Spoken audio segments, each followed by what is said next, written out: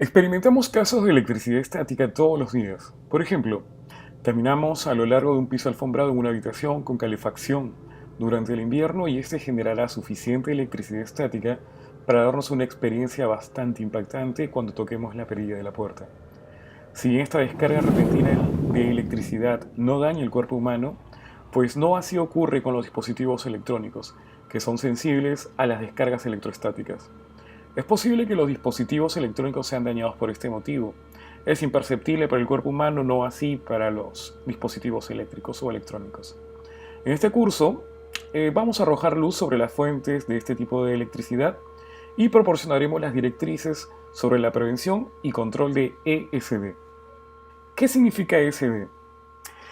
El conocimiento básico sobre el ESD es de suma importancia para la industria, por lo que se busca concientizar a las personas dentro de las organizaciones del grave problema que éste representa y las consecuencias que ésta pueda tener y que causa grandes pérdidas a causa de su escaso conocimiento.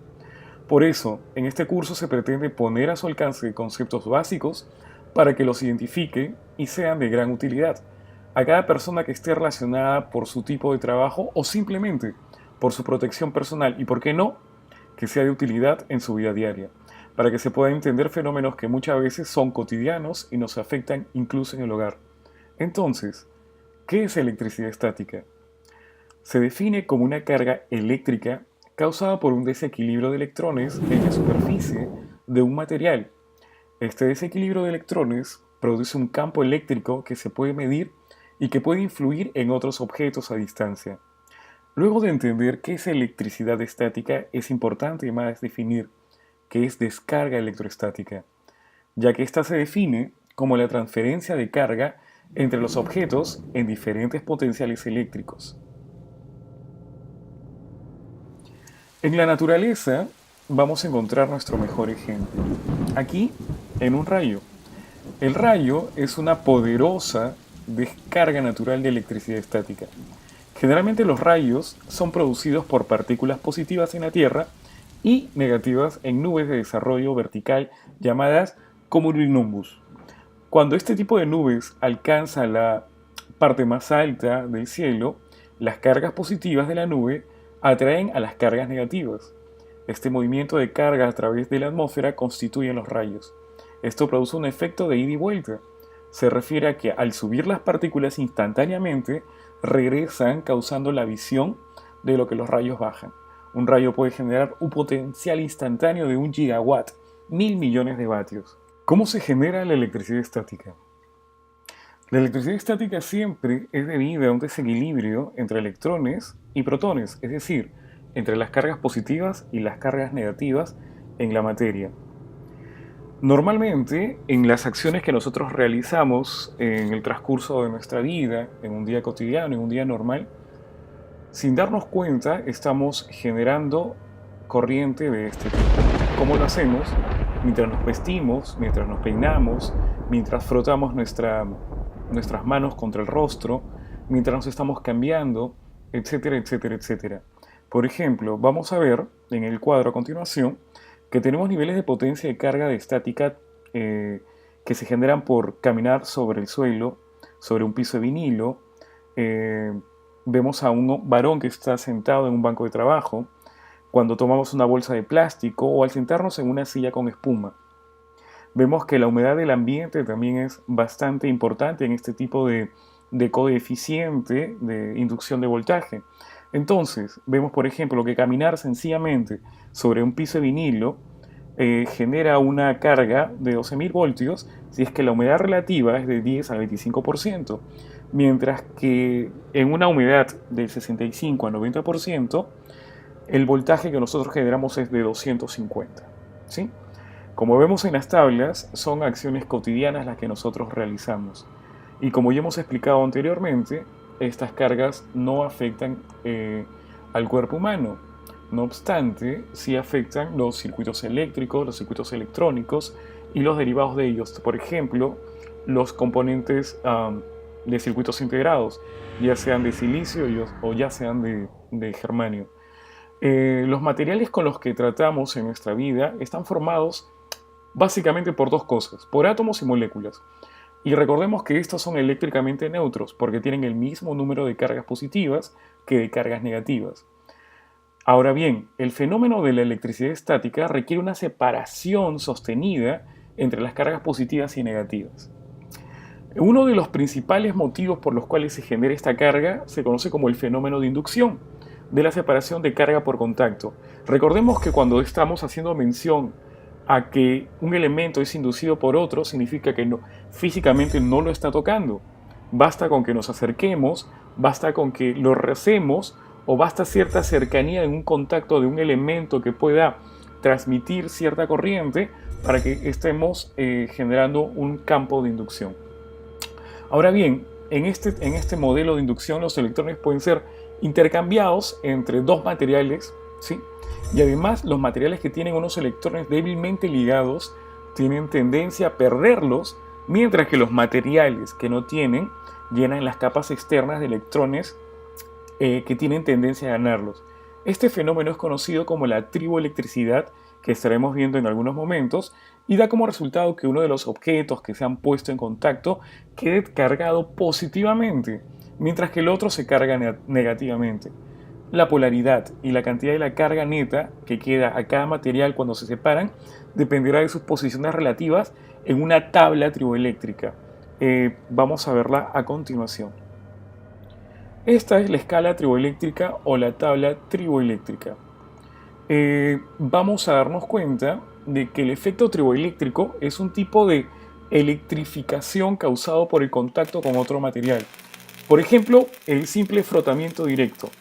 La polaridad y la magnitud de las cargas producidas se diferenciarán según los materiales, la aspereza superficial, la temperatura, la tensión y otras características. Se van a denominar triboelectricidad. En esta tabla que viene a continuación, observamos una lista de materiales dispuestos en un orden determinado, en un orden controlado. Vamos a encontrar en la parte superior aire, vidrio pulido, fibra sintética, piel de conejo, etc. Mientras que en la parte negativa vamos a encontrar, por ejemplo, el teflón. Esta escala triboeléctrica o esta tabla triboeléctrica lo que nos hace mención es que mientras más alejados en la tabla estén los componentes, mayor va a ser la generación de corriente electrostática. Por ejemplo, si nosotros juntáramos en un environment, en un ambiente, aire y el teflón, esto significa que el aire y el teflón, por su composición atómica, constantemente estarían saltando de un lado a otro lado cargas positivas y cargas negativas. Lo mismo ocurriría, por ejemplo, si yo estaría juntando plomo, ¿de acuerdo? Plomo tal vez con poliéster. Entonces vamos a darnos cuenta que los elementos cotidianos, los elementos que nosotros usamos, siempre van a estar generando corriente electrostática. Pero es importante que nosotros conozcamos cuáles son estos elementos, cuáles son estos materiales, para que aprendamos a desecharlos de nuestras organizaciones en los ambientes que nosotros deseamos y queremos controlar. Ahora bien, vamos a encontrar, por ejemplo, que el papel junto con el cobre, la plata, el azufre o el vidrio generan una interesante corriente electrostática. Lo importante y lo interesante de esta tabla es que debemos evitar que estos materiales entren en contacto. Más aún, debemos evitar que estos materiales existan o tratar en la medida de lo posible que no contaminen nuestros ambientes de trabajo, para lo cual vamos a entender más adelante y vamos a explicarlo que tenemos que trabajar en ambientes de tipo controlados. ¿Qué tan sensibles somos a las cargas de descargas electrostáticas? Es interesante esta pregunta porque el valor de tensión en las descargas y la sensibilidad ante las mismas se relaciona de la manera como lo vamos a ver en la diapositiva. 3000 voltios lo vamos a sentir, 5000 voltios los vamos a escuchar, 10.000 voltios los vamos a ver. Lo interesante y lo curioso de esto es que el 90% de todos los sucesos de tipo ESD ocurren por debajo del límite de la percepción de los 3000 voltios, por lo que nosotros no los vamos a percibir. Podemos entender, podemos trabajar, podemos considerar que lo que estamos haciendo no tiene ningún efecto colateral o no tiene ningún efecto secundario. No obstante, si trabajamos en un laboratorio, posiblemente ya hemos contaminado el dispositivo con el cual estamos tratando, porque lo hemos dañado desde el punto de vista electrónico. Ahora bien, ¿qué tan sensibles entonces son los componentes electrónicos a las descargas electrostáticas? Bueno, existen componentes electrónicos muy sensibles en los que los niveles de tensión de fallo por ESD están incluso por debajo de los 100 voltios. Esta información puede y debe ser proporcionada por los fabricantes de los componentes. Es indispensable conocer a la hora de establecer un sistema de protección ESD cuáles son los límites de control de nuestros dispositivos. Estamos viendo fotos tomadas con microscopios de circuitos integrados. ¿Qué es lo que vamos a encontrar o qué es lo que estamos viendo ahora? Pues bien, a nivel electrónico estamos viendo cómo se destruye el silicio.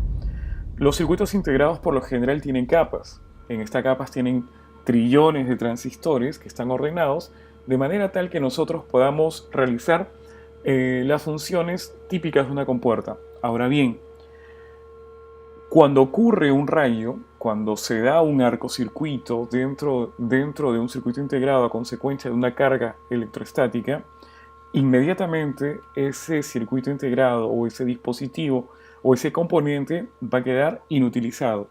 Básicamente queda inutilizado de dos formas. De una forma inmediata, con lo que inmediatamente, valga la redundancia, vamos a detectar que el circuito integrado o el componente electrónico ya falló. Pero de forma latente significa que no va a fallar en ese momento, tal vez no falle mañana, pero probablemente, y es más seguro que en el futuro, ese dispositivo electrónico va a dañarse, por cuanto ya salió de nuestros laboratorios arruinado.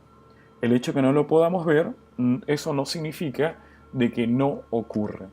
Ahora bien, ¿qué aspectos se deben tener en cuenta en la protección de componentes electrónicos ante la generación de descargas electrostáticas?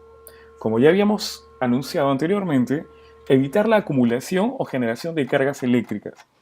La única manera de poder hacer o realizar, tomar esta precaución es conociendo la tabla de triboelectricidad que hemos mostrado y retirando todos los componentes que sabemos nosotros pueden afectar y de hecho van a afectar nuestras reparaciones, nuestros mantenimientos o nuestras acciones de tipos electrónicos. En segundo lugar, tenemos que evitar que las descargas electrostáticas sean bruscas, limitando la corriente de descarga.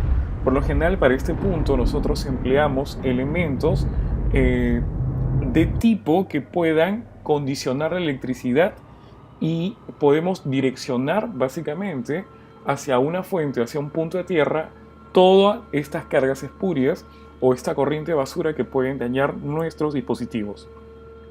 ¿Cómo se identifican los productos sensibles a ESD? Bueno, la identificación puede ser de dos tipos. La primera es identificación relativa al contenido, donde nosotros vamos a encontrar el símbolo que estamos viendo en el video.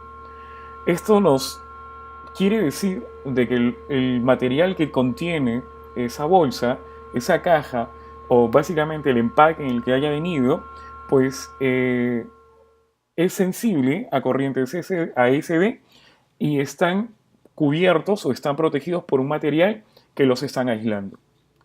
Y en segundo lugar, identificados relativos al embalaje. Bueno, tenemos básicamente 5 tipos. El primero que es blindaje electrostático, el segundo que es conductivo electrostático, el tercero disipativo electrostático, el cuarto de baja generación de carga y finalmente para utilizar en ambientes controlados o EPA. ¿Cómo se clasifican los materiales para saber si es adecuado? Bueno, tenemos básicamente en primer lugar un material conductivo, que es aquel que se presenta con una resistencia superficial inferior a 10 a las 4 ohmios. Un material disipativo, que es un material con una resistencia superficial comprendida entre 10 a las 4 y 10 a las 11 ohmios. Y en tercer lugar tenemos materiales aislantes que presentan una resistencia superficial superior a 10 a la 11 ohmios y básicamente hacia arriba. ¿Qué medidas tenemos para minimizar los efectos de la ESD? Primero, tenemos que contar con una identificación de áreas de trabajo EPA. ¿Sí? ¿Por qué? Porque vamos a tener una entrada a esta área segregada que básicamente va a ser considerada de riesgo de descarga electrostática en los equipos electrónicos. Tiene que estar visiblemente identificada, claramente identificada, y se tiene que determinar que son zonas en las que se necesitan medios de protección ESD y por lo tanto no se puede acceder a ellas sin las medidas necesarias. Por lo general vamos a encontrar un mensaje como el que vemos en el video en este momento. ¿Qué significa que la atención esté orientada a un área protegida SD? De que primero, que las personas que están trabajando allí están trabajando en condiciones especiales. Segundo, un tercero o un externo no puede ingresar a esa área, no debe ingresar a esa área, salvo que previamente haya pasado y todos los ocurrimientos del protocolo SD. Por ejemplo, vestimentas, protecciones, indumentaria, dispositivos de herramientas protegidas contra SD, etc. ¿Por qué? Porque lo que se está observando, manteniendo o reparando dentro de, circunscrito dentro de este EPA o de este lugar segregado, es altamente delicado y sensible a corrientes de tipo electrostáticas. Segundo, tenemos que identificar las áreas que son de salida, ya que normalmente los dispositivos, los recubrimientos, etcétera, también necesitan de un ambiente controlado y un ambiente de cuidados diferentes. Por ejemplo, el tipo de ropa que normalmente nosotros usamos dentro de un área EPA se vería tal vez dañada en protección fuera de este ambiente, como por ejemplo las batas de tipo antiestáticas, sus recubrimientos de hilo metálico, básicamente de cobre, fuera del ambiente de cuidado, fuera del ambiente de protección, estarían sensibles a ser dañados, cortados, picados, etc. Con esto estaría disminuyendo la calidad de esta vestimenta y ya no estaría recubriendo o protegiendo de campos electroestáticos el mismo cuerpo humano. Protección para las personas. Como ya lo hemos mencionado anteriormente, se debe asegurar una conexión permanente y segura de las personas a un punto de tierra, además de evitar generación de cargas electroestáticas. Esto se consigue conectando a tierra a las personas mediante ropa, medios disipativos SD como calzado, taloneras, muñequeras y ropa antiestática. Lamentablemente, muchas organizaciones, muchas empresas, al no entender lo que es la corriente electrostática, al no entender el daño que generan o que están realizando casi sin darse cuenta, toman a menos este tipo de protecciones. Normalmente, el cuidado de estas ropas, el cuidado de estos dispositivos como calzados, taloneras, etcétera, tiene que ser completamente usado. Como ya hemos mencionado anteriormente, si caminamos, generamos corriente. Si tocamos, generamos corriente. Si nos acercamos, generamos un campo electrostático y corriente. Entonces, tenemos que tomar todas las medidas y todas las precauciones para que nuestro cuerpo finalmente quede aislado de lo que vamos a reparar, de lo que vamos a controlar, de lo que vamos a observar que es sensible a ESD. Protección en el puesto de trabajo. Así como las personas tienen que estar protegidas, el ambiente también tiene que estar protegido. Entonces, nos vamos a dar cuenta de que necesitamos un buen punto de tierra para que las corrientes espurias, es decir, las corrientes basuras, puedan drenarse hacia los pozos de tierra. Ahora bien, recordemos que los puestos de trabajo tienen que ser de un material disipativo o conductivo y la resistencia de su conexión a tierra debe ser inferior a la 10 a la 9 ohmios. Están incluidos en este punto, como podemos ver a continuación, mobiliarios de trabajo, mobiliarios de acumulación, almacenaje o transporte, maquinarias y herramientas de mano. Como podemos ver, todo el ambiente tiene que estar controlado. Tenemos asimismo que tener un plan de trabajo. ¿Por qué es tan importante un plan de trabajo dentro de la organización? Porque básicamente estamos orientados a reducir daños y riesgos implementando adecuada y correctamente un plan de trabajo. Este plan de trabajo por lo general contiene una capacitación de tipo SD donde cada miembro de la organización toma conciencia de lo delicado que es todo lo referido a SD en trabajos de tipo eléctrico-electrónico. Luego, no solamente basta con conocer, entender y saber. El cómo llevarlo a la práctica, cómo manejamos esta información, la vamos a ver cuando estemos finalmente frente a frente con estos dispositivos. Tenemos que tener mantenimiento de todos los conductores de electricidad estática, incluyendo las personas. Por ese motivo, parte de las buenas costumbres con respecto a SD, conforme lo determina la norma, es que las personas estén constantemente descargándose, que tengan un cuaderno de apunte de las veces que lo realizan, que la alta gerencia, que la gerencia de operaciones esté constantemente controlando los valores de los elementos conductores, el ohmiaje, las resistencias, para que finalmente todo esté funcionando y todo esté aislado. Recordemos, como ya lo habíamos mencionado, que tenemos que eliminar plásticos, tenemos que eliminar polietileno, tenemos que eliminar cartones, papeles, lapiceros, etc. Todo lo que se puede cargar y sustituirlo por elementos de tipo antiestáticos. Adicionalmente, tenemos que neutralizar las cargas electroestáticas sobre materiales aislantes mediante la ionización, es decir, quitando los iones del ambiente para que las partículas, o básicamente para que las corrientes estáticas o electroestáticas no tengan la posibilidad de viajar por medio del aire. Todos los productos sensibles a SD deben ser embalados con un embalaje antiestático, empezando por el recubrimiento inmediato como bolsas y terminando por los racks donde se van a colocar o acumular. Estos racks también deben estar aterrados y controlados. Ahora bien, en el caso de la implementación, tenemos que localizar y medir campos estáticos para verificar si las cargas electrostáticas están presentes. Tenemos que verificar constantemente muñequeras y calzado antiestático.